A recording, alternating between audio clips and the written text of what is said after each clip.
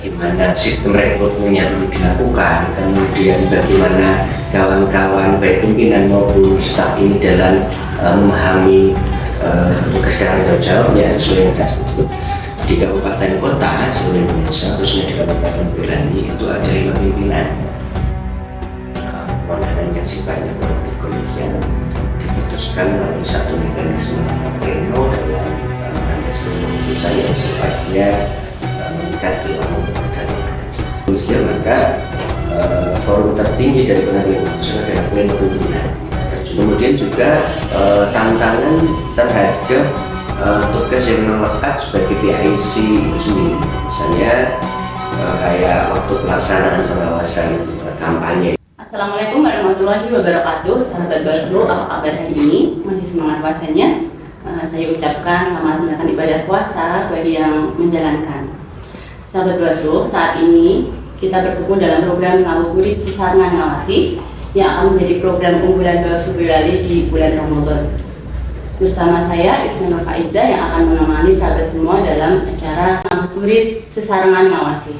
Sahabat Bawaslu, kali ini kita akan ngobrol terkait dengan tata kelola kelembagaan Bawaslu Boyolali, dan hadir bersama saya saat ini ada Pak Widodo selaku Ketua Bawaslu Kabupaten Boyolali. Apa kabar Pak Widodo? Alhamdulillah Isna dan sahabat semua baik, alhamdulillah. Nah, sebelum kita melakukan pembahasan lebih jauh nih Pak Widodo, bagaimana nuansa Ramadan kali ini? Apakah bisa memberikan nuansa peningkatan kualitas kinerja bagi Bawaslu Boyolali, Pak? Baik, Mbak Isna. Bismillahirrahmanirrahim. Assalamualaikum warahmatullahi wabarakatuh. Sebelumnya saya menyapa dulu kepada sahabat Bawaslu Boyolali dimanapun berada, dan saya ucapkan selamat menjalankan ibadah puasa bagi yang menjalankan. Semoga kita diberikan kemudahan dan juga diberikan kesehatan, dan akhirnya nanti semua amal ibadah kita bisa diterima Allah Subhanahu wa Ta'ala. Baik, Mbak Isna, terkait dengan pertanyaan Mbak Isna tadi, apakah nuansa Ramadan ini bisa memberikan satu manfaat atau lebih gitu ya terhadap peningkatan kinerja bagi aparatur Bawaslu di Kabupaten Boyolali? Jadi kalau kita bicara lebih ke yang sifatnya itu substansial gitu ya, bukan sesuatu yang hanya mudah dilihat, bahwa memang dua hal yang tadi ditanyakan Mbak Isna itu berkait erat dan mempunyai satu kedudukan yang sama bagi kita sebagai muslim namanya ya, yaitu kewajiban untuk bekerja dan kewajiban untuk berpuasa di bulan Ramadan. Ya, maka saya kira justru bulan puasa ini dengan menjalankan kewajibannya bagi kita semuanya harus memberikan satu manfaat lebih bagi peningkatan kinerja bagi kawan-kawan di Bawaslu Kabupaten Boyolali. Ya, tentu kita tahu bahwa secara spiritual kita lebih bisa mengendalikan diri, kemudian kita juga lebih disiplin karena kita tahu misalnya waktunya sahur juga kita harus sahur gitu kan, waktunya kita harus berhenti sahur kita juga harus berhenti sahur gitu, waktunya nanti berbuka kita berbuka dan lain sebagainya.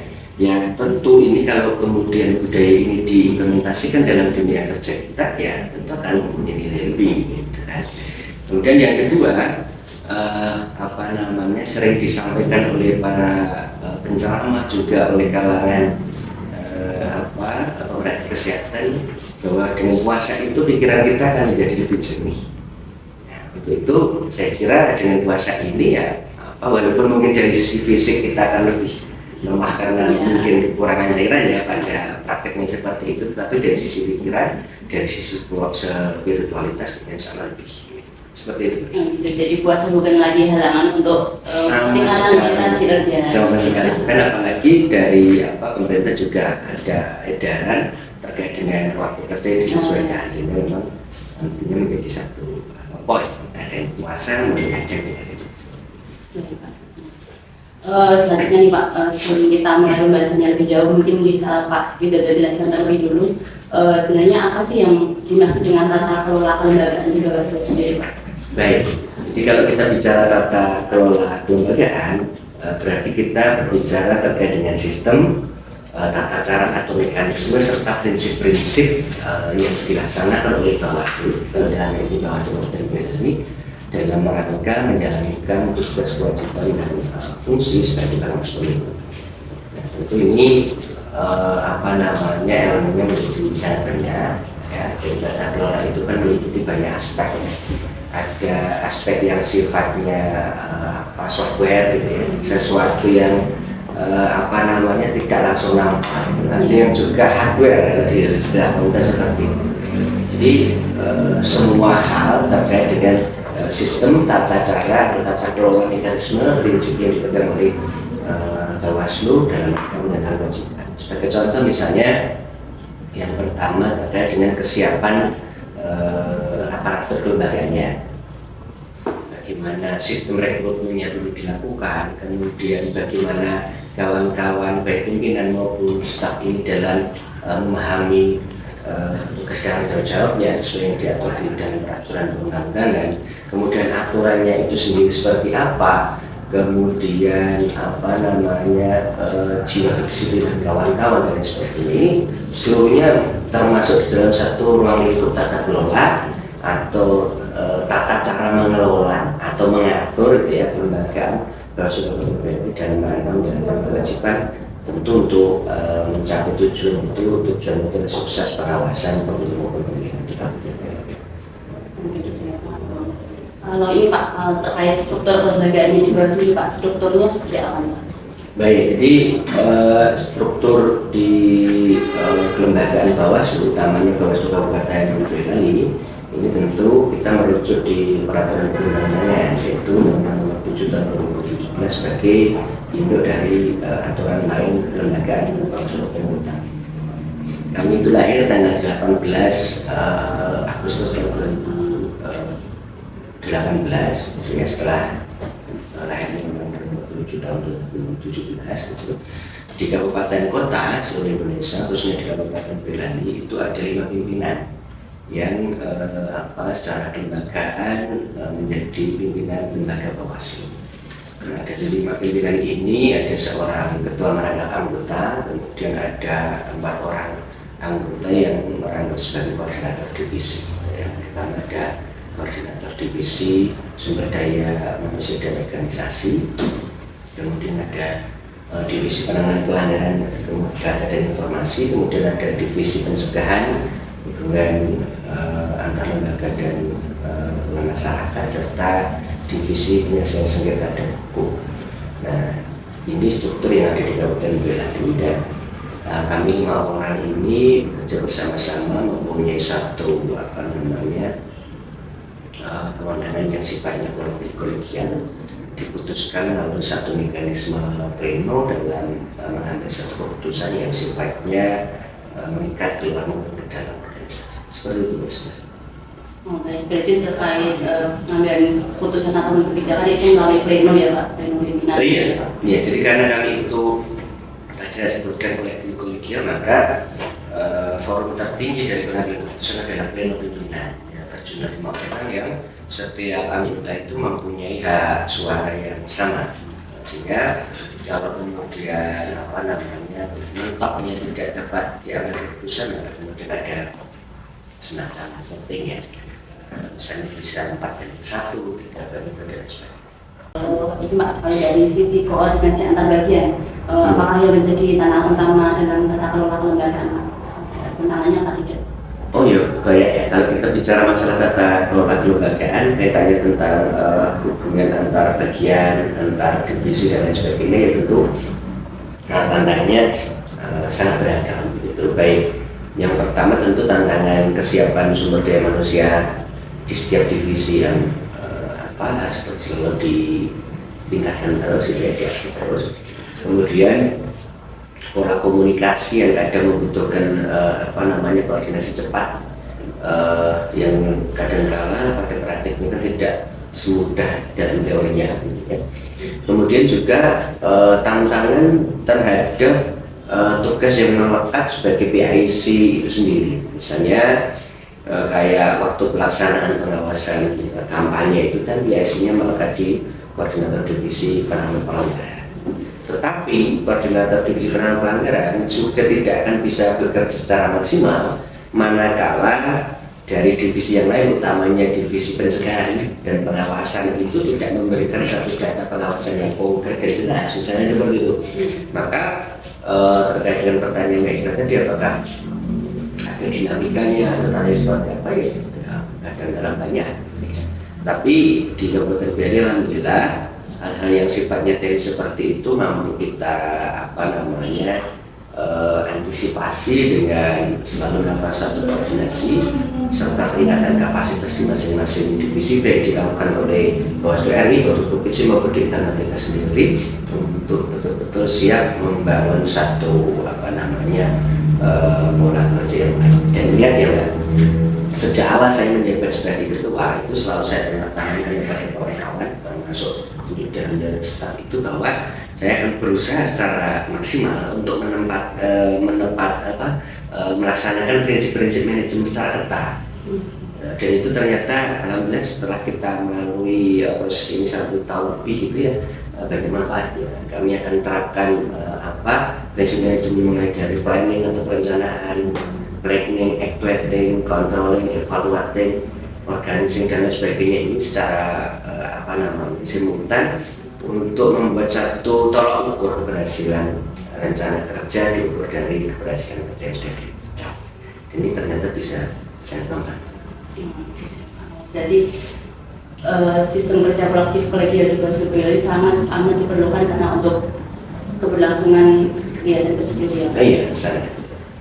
Baik Pak, selanjutnya Pak untuk terkait dengan SDM Pak, apakah apa yang dilakukan panjenengan Pak agar bisa bekerja secara optimal? Ya tentu kalau kita bicara SDM ini kan bicara manusia ya.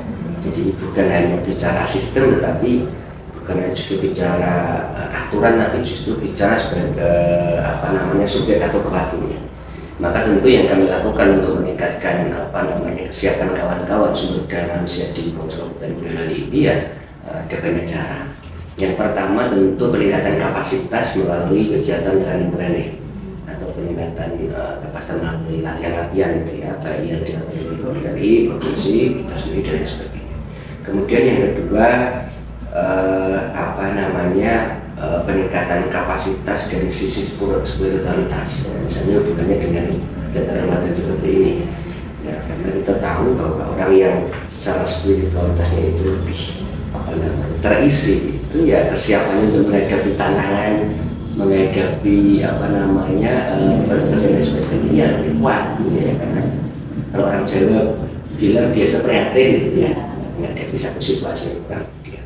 Kemudian yang selanjutnya dari sisi peningkatan kapasitas juga kami selaku pimpinan tentu selalu akan melakukan satu evaluasi, memberikan satu reward maupun punishment terhadap kawan-kawan sebagai satu bagian evaluasi yang kita lakukan. Bagi kawan-kawan yang bekerja sudah maksimal tentu mendapatkan satu reward gitu ya. Kayak kemarin misalnya kawan-kawan yang belum berstatus sebagai calon P3K, ya rewardnya kita dorong bersama, kita berikan rekomendasi catatan baik sesuai dengan hasil kerja kawan-kawan kan. Alhamdulillah sekarang sudah semuanya sudah tinggal satu langkah menuju ke status ASN 3K di Kabupaten Bali. Ini kan penting saya kira. Kemudian juga ada punishment misalnya bagi kawan-kawan yang memang melanggar disiplin, melanggar SOP, melanggar peraturan yang ada ya mendapatkan sanksi. Sehingga mekanisme ini penting untuk menjaga ritme pekerjaan ini tetap optimal, tidak menimbulkan satu permasalahan-permasalahan yang tidak perlu. Dan sejak awal saya tekankan kepada kawan-kawan, tahun juga pimpinan kan sudah sampaikan bahwa kita ingin bekerja satu tim, tidak ada yang lebih hebat sebenarnya. Semua tim ini merupakan satu subsistem dari satu sistem kerja di Bawaslu yang harus bergulir secara terus-menerus. Ada satu subsistem yang tidak bekerja maksimal, itu pasti mengganggu mekanisme.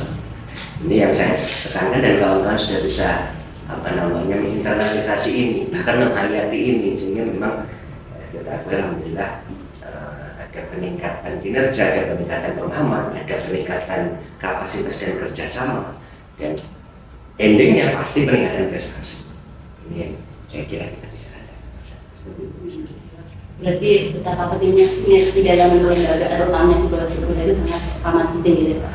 Iya, jadi yang perlu kita lihat sejak awal ketika siapapun bergabung menjadi produk besar Bawaslu kan itu kan, bahwa kita akan bekerja di dalam satu kerja tim.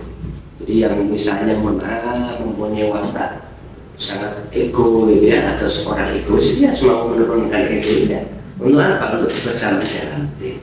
Atau sebaliknya, ada orang yang karena saking egonya menjadi orang yang sangat perfeksionis gitu, yang kadang-kadang mungkin susah sekali dikejar oleh kawan-kawan, ini mau nggak harus menurunkan itu.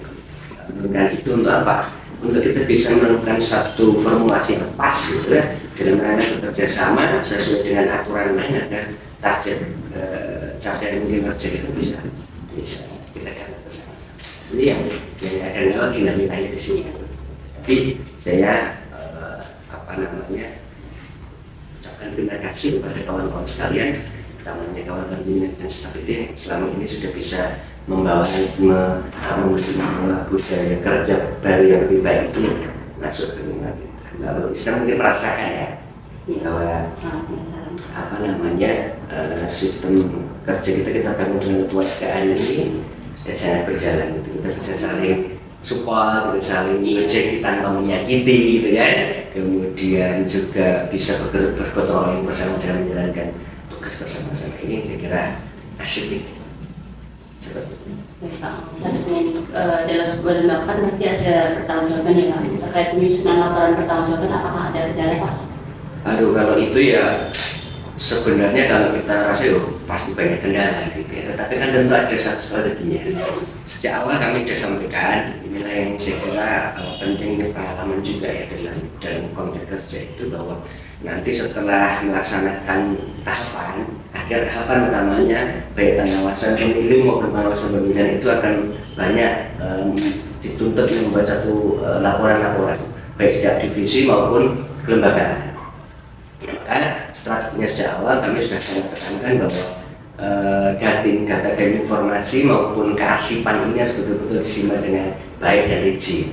Dan sekarang terbukti gitu kan, bahwa semua data-data itu sangat dibutuhkan ketika kita membuat laporan akhir. Alhamdulillah, perlu saya sampaikan kepada sahabat Bawaslu dimanapun berada bahwa Bawaslu Kabupaten sudah berhasil menyusun seluruh laporan dari divisi-divisi, semua divisi sudah membuat laporan akhirnya, dan kelembagaan dan teman-teman sudah disusun oleh ketua dan tim maupun tim SDM itu sudah membuat laporan komprehensif maupun laporan akhir tahapan pengawasan baik yang ada maupun yang pemilu. Alhamdulillah dengan segala macam dinamika.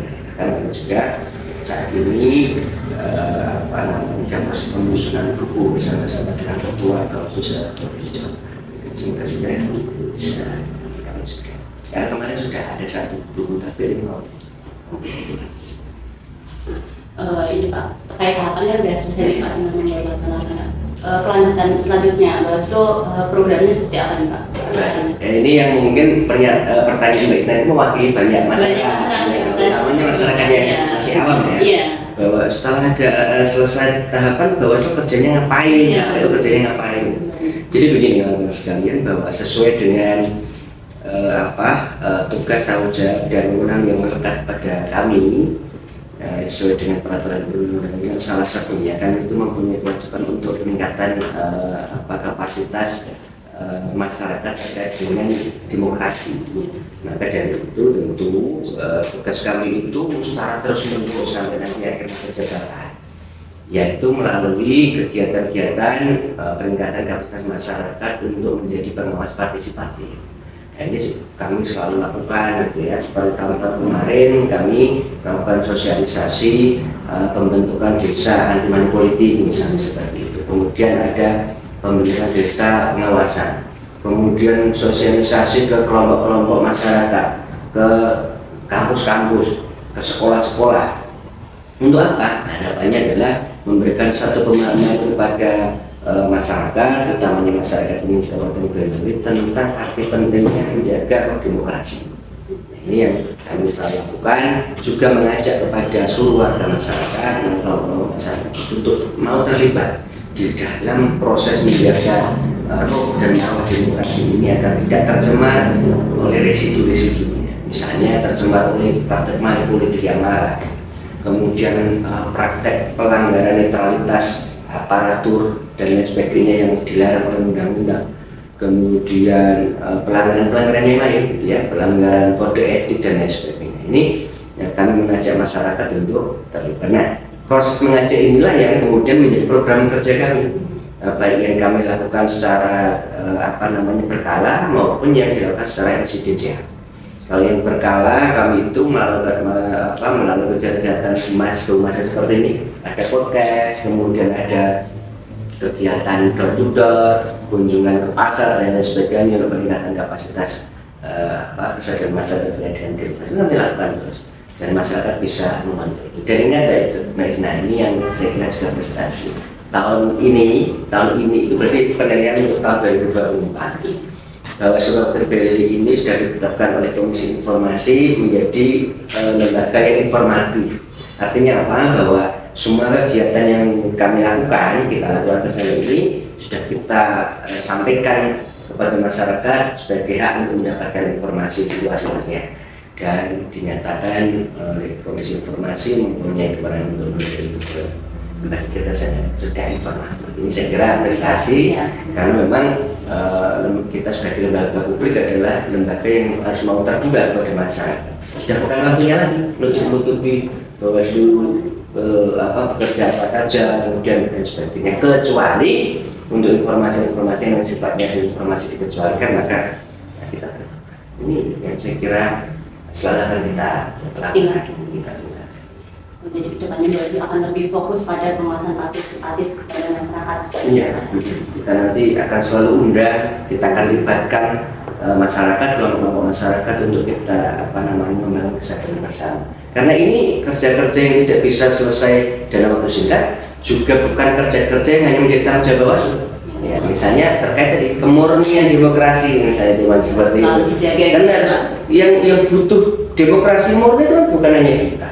Bawaslu itu hanya satu elemen ya yang diberi kewenangan oleh undang-undang untuk salah satunya menjaga agar demokrasi itu terjaga dengan baik. Tetapi sebenarnya setiap dari kita yang mencintai negara kesatuan Republik Indonesia ini berkepentingan dan butuh munculnya sosok pemimpin yang dihasilkan di dalam satu proses demokrasi yang baik, gitu ya. Misalnya demokrasi yang tidak diwarnai dibumbui sara, demokrasi yang tidak diwarnai dibumbui mahar politik, demokrasi yang betul-betul menjunjung tinggi asas langsung umum bebas rahasia jujur dan adil. Ini kan kita semuanya butuh, gitu ya. Sehingga diharapkan proses yang baik ini akan menghasilkan pemimpin dan wakil rakyat supaya yang baik. Endingnya ya bisa membangun Indonesia, membangun daerah dengan baik, kesejahteraan meningkat ya untung adalah kita. Kan seperti ini. Ya, jadi masyarakat memang harus dan wajib untuk selalu menjaga demokrasi karena untuk kepentingan kita juga. Gitu. Demikian sahabat Bawaslu. Sebenarnya masih banyak nih Pak lembaga yang masih perlu kita bahas, tapi waktu yang membatasi kita gitu Pak. Baik Pak Widodo, mungkin ada yang mau disampaikan kepada sahabat Bawaslu closing statement-nya. Yang pertama tentu Bawaslu Kabupaten Boyolali menyampaikan apresiasi dan ucapan terima kasih kepada seluruh stakeholder pemilu dan pemilihan di Kabupaten Boyolali karena dalam kurun waktu 1 tahun ini tahun 2024 kita sudah berhasil menyelenggarakan seluruh tahapan pemilu maupun pemilihan dengan dinamikanya. Ya, tentu tidak ada barang yang sempurna. Ya, maka mari kita bersama-sama untuk selalu mawas diri dan juga mempersiapkan ke depan agar bisa menjadi lebih baik lagi. Kemudian yang kedua, tadi juga saya singgung bahwa demokrasi ini merupakan satu sistem yang sudah menjadi kesepakatan bersama. Untuk itu mari kita jaga bersama agar demokrasi ini bisa terjaga kesuciannya. Nanti pada praktek-praktek pesta-pesta demokrasi itu kita bisa semuanya menghindarkan diri dari praktek-praktek yang tidak baik, dugaan-dugaan kecurangan dan sebagainya, yang harapannya nanti prosesnya bisa berjalan dengan baik dan bisa menghasilkan wakil-wakil rakyat maupun pemimpin-pemimpin yang terbaik kita sekalian. Dan kami berharap seluruh warga masyarakat Boyolali peduli dan mau terlibat bersama-sama dengan Bawaslu untuk ikut bersama-sama menjadi pengawas. Terima kasih Pak Fidel Ya, atas waktunya. Oke, sahabat Bawaslu, itu tadi obrolan santai kita terkait dengan ngabuburit sesaran narasi. Semoga bermanfaat bagi sahabat Bawaslu semuanya. Demikian podcast kami. Assalamualaikum warahmatullahi wabarakatuh. Waalaikumsalam.